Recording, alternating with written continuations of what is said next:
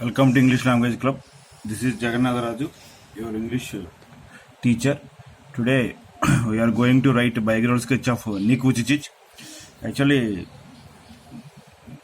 this lesson about him is given in our first lesson. So today we are going to write the biographical sketch of Nick Vujicic. Actually, everyone knows that Nick was born in Australia and he was brought up in America. Now he lives in America, so that's why he's Australian and American, and he believes in Christianity, especially in evangelical Christian, and he is a speaker, especially motivational speaker. So that's why we have to write the first sentence. కనుక మనం మొదటి sentence ఏం రాద్దాం అంటే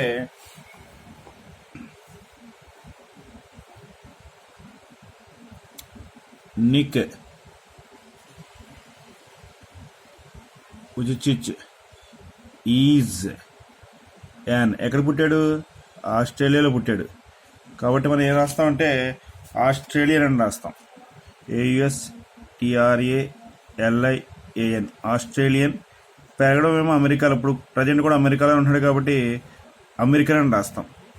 American evangelical Christian evangelist Christian CHRISTIAN ఇతను evangelical కాబట్టి evangelist అంటాం. Evangelist తర్వాత ఈయన ముఖ్యంగా ఇతను వృత్తి ఏంటంటే ఫేమస్ మోటివేషనల్ స్పీకర్. కాబట్టి ఇంట్రడక్షన్ ఏమని రాసామంటే మోటివేషనల్ స్పీకర్. మనందరికీ తెలుసు the person was Born without arms and legs, కాళ్ళు చేతులు అయినప్పటికీ ఎలా survive అయ్యాడంటే he became a motivational speaker across the world. అందుకని ఏం రాస్తాం, నీకు ఎంట్రన్స్ సెంటెన్స్ ఏంటంటే ఇంట్రడక్షన్ సెంటెన్స్ ఇలా రాస్తే కొంచెం బాగుంటుంది. మరి తెలిస్తే రాయచ్చు, తెలియకపోతే మానేయచ్చు. నీకు Vujicic is an Australian American Christian evangelist and motivational speaker. Australian ఎందుకంటే ఆస్ట్రేలియాలో పుట్టాడు కాబట్టి, ఇప్పుడు అకౌంటెంట్ అమెరికాలో ఉంటున్నాడు కాబట్టి. అతను క్రిస్టియన్ ఇవాంజలిస్ట్ కాబట్టి క్రిస్టియన్ ఇవాంజలిస్ట్ రాస్తాం. ఈ మూడు రాసిన తర్వాత అతను ఎవరంటే ఇప్పుడు present motivational speaker across the world, అది మోటివేషనల్ స్పీకర్. సో ఇలా ఇంట్రడక్షన్ రాస్తే కొంచెం అందంగా ఉంటుంది. ఇంకా అక్కడి నుంచి మనకి ఇక్కడ ఇచ్చిన తీసుకుంటే సరిపోతాయి. ఎప్పుడు పుట్టాడు అక్కడ ఇచ్చాడు. మరి ఏం రాస్తాం? ఫస్ట్ ఎవరైనా సరే, బతుకున్న వాళ్ళైనా చనిపోయినా సరే ఈ వాజ్ బోర్న్ అనే రాస్తాం, వేరేది ఏమీ రాయం. ఈ వాజ్ బోర్న్ ఆన్ ఎప్పుడు 4th డిసెంబర్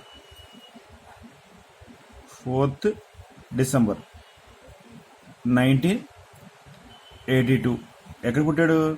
1982 మెల్బోర్న్లో పుట్టాడు. మెల్బోర్న్ ఎక్కడ ఉందంటే ఆస్ట్రేలియాలో ఉంది. So in Melbourne of Australia అంటే సరిపోద్ది. మెల్బోర్న్ అనేది టౌన్ కాబట్టి ఇన్ని పెట్టవలసి వచ్చింది. మెల్బోర్న్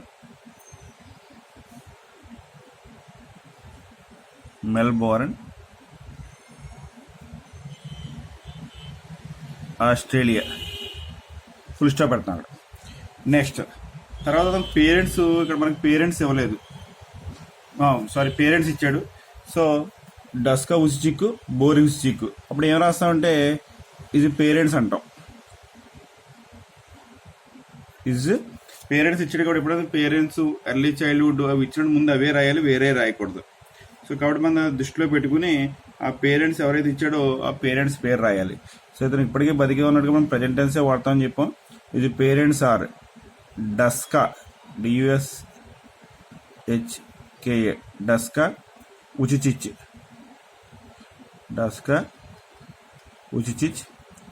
ఇంక ఇది ఫాదర్ మదర్ అని రాయాల్సిన అవసరం లేదు. వాళ్ళు రాయాలనుకుని విడదీస్తే సెంటెన్స్లు పెరుగుతాయి. Boris Vujicic. సో తల్లిదండ్రులు రాసావు. తల్లిదండ్రులు రాసిన తర్వాత సో ఏం చదువుకున్నాడు ఏంటంటే ఇక్కడ ప్రైమరీ ఎడ్యుకేషన్ కానీ హై స్కూల్ ఎడ్యుకేషన్ కానీ అది ఏమీ ఇవ్వలేదు. డైరెక్ట్గా ఏమి వచ్చేసాడంటే డిగ్రీ ఇచ్చేసాడు. సో డిగ్రీ ఇచ్చేసాడు కూడా మనం డిగ్రీ తీసుకుంటే డైరెక్ట్గా అది రాస్తే సరిపోతాయి. ఇప్పుడు ఏం రాస్తాం? ఈ కంప్లీటెడ్ అని రాస్తే సరిపోతాయి. అది స్టడీడ్ ఏది రాసినా పర్వాలేదు. ఈ కంప్లీటెడ్ ఈజ్ డిగ్రీ. దేంట్లో కంప్లీట్ చేసాడంటే ఇక్కడ ఇచ్చాడు. In financial financial planning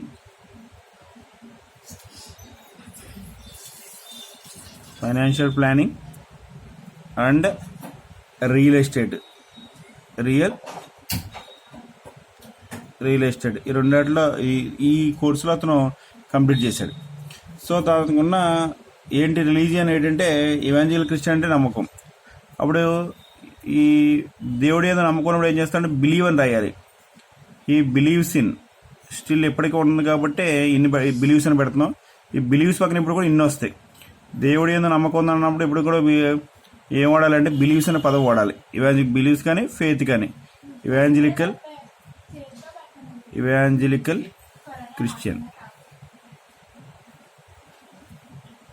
Christianity ఏది రాసినా పర్వాలేదు.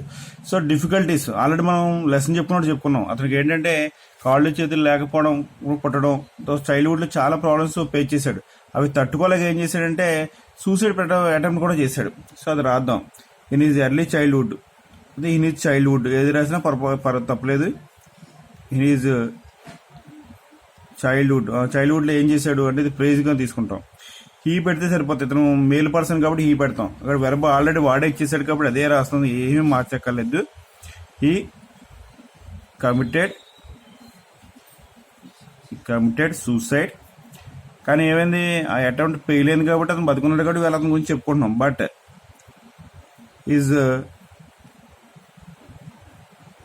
హిజ్ అటెంప్ట్ వాజ్ ఫెయిల్డ్ అనొచ్చు, వాజ్ వెయిన్ అని రాయొచ్చు, లేదా వాజ్ అన్సక్సెస్ఫుల్ ఇచ్చాడు కాబట్టి అదే రాసిన ఇబ్బంది ఏమి ఉండదు. Was unsuccessful. తర్వాత teased and bullied by other students. ఎందుకంటే మన ఎగతాళి చేయడం అనేది కామన్. ప్రతి ఒక్కరు కూడా ఏదో ఒక సమయంలో ఎగతాళి చేయబడుతూ ఉంటారు. ఇతను కూడా అలా ఎగతాళి చేయబడ్డాడు కాబట్టి ఏం రాస్తామంటే ఇక్కడైతే హీ కమిటెడ్ అన్నాం, ఇక్కడ అతను చేశాడు, కానీ ఇక్కడ అతను చేయబడ్డాడు. అందుకని ఏం చేస్తా అంటే ప్యాసివ్ వాయిస్ రాయవలసి ఉంటుంది. ఈ was teased.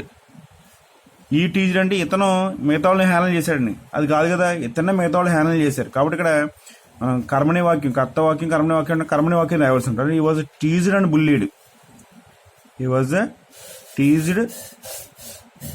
Bullied. By other students. ఓకేనా? ఇంత క్లాస్ అనొచ్చు, లేదా మెయిన్ స్ట్రీమ్ స్కూల్ అనొచ్చు, ఎందుకంటే మెయిన్ స్ట్రీమ్ స్కూల్లో జాయిన్ చేశారు కాబట్టి. అయితే అలాంటి సందర్భంలో ఇతను ఎవరు ఎంకరేజ్మెంట్ చేశారు? ఫాదరు మదరు సపోర్ట్ ఇచ్చారు. స్టాండ్ ద అంటే ఇప్పుడు ఏం చేయాలంటే మనం అలాంటి ఏం చెప్తాం అంటే పేరెంట్స్ అని రాస్తాం. పేరెంట్స్ స్టూడ్ బై దెమ్ అంటే సపోర్ట్ చేశారని అర్థం, నిలబడ్డారని అర్థం. సో ఏ రకంగా నిలబడ్డారు చూసుకున్నట్లయితే హిజ్ ఫాదర్ అన్నారు. His father taught. అక్కడే ఇచ్చేసాడు, మనం సొంతంగా ఏం రాయాల్సిన అవసరం లేదు, జస్ట్ చూసి రాస్తే సరిపోతుంది. His father taught how to type with his toe. అతనికి ఉన్న లెఫ్ట్ హిప్ ఉన్న చిన్న కాల్తోనే ఎలా టైప్ చేయాలో టోస్ నేర్పాడు. మరి మదర్ ఏం చేసింది? తల్లి కూడా అంటే ఉన్న వనరుల్ని ఎలా వాడుకోవాలని చెప్పి చూసుకుంటే మనకి లేని దాని గురించి బాధపడకుండా ఉన్నదాన్ని ఎలా వాడుకోవాలని చెప్పేసి వీళ్ళిద్దరు కూడా చిన్నప్పటి నుంచి కూడా ట్రైనింగ్ ఇవ్వడం జరిగింది. ఇది మదర్ ఇన్వెంటెడ్ ఏ డివైస్. వాడు ఒక డివైస్ కనిపెట్టింది. ఆ డివైస్ సహాయంతో ఏమైంది, ఒక పెన్సిల్ పెన్ను పట్టుకుని రాయడం కనుక వీళ్ళకి అవకాశం కలిగిందన్నమాట. Enable him to hold a pen and a pencil. Pencil ఆ డివైస్తో పట్టుకుని అక్షరాలు రాయడానికి ప్రాక్టీస్ చేయడానికి అవకాశం కలిగింది. ఇంకా వాళ్ళు అనేక రకాలుగా సహాయపడ్డారు. ఎందుకంటే రేపొద్దున భవిష్యత్తులో వాళ్ళు ఉన్నా లేకపోయినా నిక్ తన కొడుకు తన కాళ్ళ మీద తను నిలబడి they helped him to became independent. సొంతంగా ఎవరి మీద ఆధారపడకుండా మా కొడుకు తనంతట తాను బతికేలా చేయాలని చెప్పేసి వాళ్ళ కళలు కన్నారు. ఆ కళలు తగ్గట్టుగా వాళ్ళు ప్రయత్నం కూడా చేశారు. అందుకనే అతను ఏం చేశారంటే ఈ డిగ్రీని ఫైనాన్షియల్ ప్లానింగ్ అండ్ రియల్ ఎస్టేట్లో చదివించారు ప్రత్యేకంగా. ఆ కోర్సు చాలా difficult course. Financial planning, social economics అని చాలా డిఫికల్ట్ సబ్జెక్ట్. అలాంటి సబ్జెక్ట్ని దించి వాడు చేత చదివించారు. ఆ రకంగా వాడికి ఏంటంటే ఒక ఇండిపెండెంట్ అంటే వాడి కాళ్ళ మీద వాడు ఎర్నింగ్, సొంతంగా డబ్బులు ఎలా సంపాదించుకోవాలి, ఎర్నింగ్ చేసే అవకాశం కల్పించే కోర్సుని చదివించారు తల్లిదండ్రులు. ఇంకా తర్వాత ఇంకా స్పౌజ్ అన్నాడు. స్పౌజ్ అంటే ఆల్రెడీ చెప్పాను, నిక్ అంటే మగవాడు అంటే అప్పుడు స్పౌజ్ అంటే భార్య అవుతుంది. అదే మనం సావిత్రి గురించి రాస్తాం అనుకోండి, ఇక్కడ స్పౌజ్ అంటే అప్పుడు జెమిని గణేషన్ రాస్తాం, అదేనా. కానీ నిక్ విచ్చికర మగవాడు కదా, అంటే స్పౌజ్ అంటే ఖచ్చితంగా ఏమవుతుంది, భార్య అవుతుంది. సో ఎవరిని పెళ్లి చేసుకున్నాడు అంటే హీ మ్యారీడ్ అనొచ్చు, వాజ్ మ్యారీడ్ ఇద్దరు కూడా, వీళ్ళిద్దరూ లవ్ మ్యారేజే. కానీ తల్లిదండ్రులు బతుకున్నాడు కూడా ఏం రాద్దాం, ఈ వాజ్ మ్యారీడ్ అని రాద్దాం.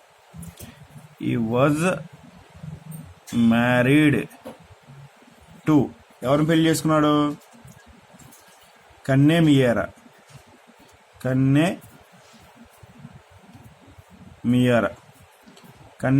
ఆవిడని పెళ్లి చేసుకోవడం జరిగింది. సో వాళ్ళకి ఇద్దరు పిల్లలు పుట్టారు. విచిత్రం ఏంటంటే ఇతను కాళ్ళు చేతులు లేకపోయినట్టు కూడా పుట్టిన ఇద్దరు పిల్లలు కూడా ఫుల్ బేబీస్, అంటే కాళ్ళు చేతులు అన్నీ ఉన్నట్టు ఇద్దరు పిల్లలు పుట్టడం జరిగింది. సో ఆ రకంగా దేవుడు వాళ్ళని బ్లెస్ చేసాడని చెప్పొచ్చు. అంటే అప్పుడు ఏం చేస్తాం, దే వర్ అన్నాం, పాస్ట్ టెన్స్ ఆల్రెడీ పుట్టేశారు కదా, అందుకే వర్ అనాలి. They were blessed with 2 babies with full body, పూర్తి శరీరంతో కూడిన ఇద్దరు పిల్లలు పుట్టారు. దే ఆర్, ఇప్పుడు సెంటెన్స్ యాడ్ అయింది ఇక్కడ. వాళ్ళిద్దరు ఎవరెవరు, వాళ్ళిద్దరు చూసుకుంటే దే ఆర్ డీజేన్ లెవి ఉచిచిక్ అండ్ ఇంకొక పిల్లవాడు ఎవరంటే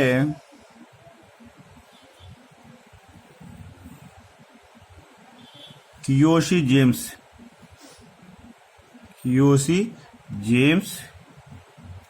ఉచిక్, ఇద్దరు పిల్లలిద్దరు కూడా. ఇంకా ఇతనికి వచ్చిన అవార్డ్స్ మనంటే వరుసగా ఏమి రాస్తామంటే పుట్టిన పేరు, పేరెంట్స్, ఏం చదువుకున్నాడు, తర్వాత తన యొక్క అచీవ్మెంట్స్. సో అచీవ్మెంట్స్ అవార్డ్స్ వస్తే ఇక్కడ అవార్డ్స్ కూడా ఇచ్చాడు. సో అవార్డ్స్ చూసుకున్నట్లయితే ఒక అవార్డు వచ్చింది. అందుకు అవార్డు వచ్చినప్పుడు ఎప్పుడు కూడా ఏం చేస్తాం, హీ రాసి, మగవాళ్ళు అయితే హీ, ఆడవాళ్ళు అయితే షీ రాస్తాం. గాట్ అండ్ సరిపోతుంది. హీ గాట్ అని రాసి ఇక్కడ ఏ అవార్డు ఇచ్చారు, ఇది ఎప్పుడు ఎట్టి పరిస్థితులు ఇది ముట్టుకోకూడదు, డైరెక్ట్గా ఇది రాస్తే సరిపోతుంది మనకి.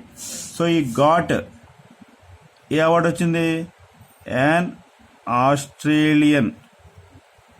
ఈ గాట్ అవార్డుకి ముందు ఇప్పుడు కూడా దీ పెడతాం, మిస్టేక్ రాసాను చూడండి. ఈ గాట్ ద ఆస్ట్రేలియన్ యంగ్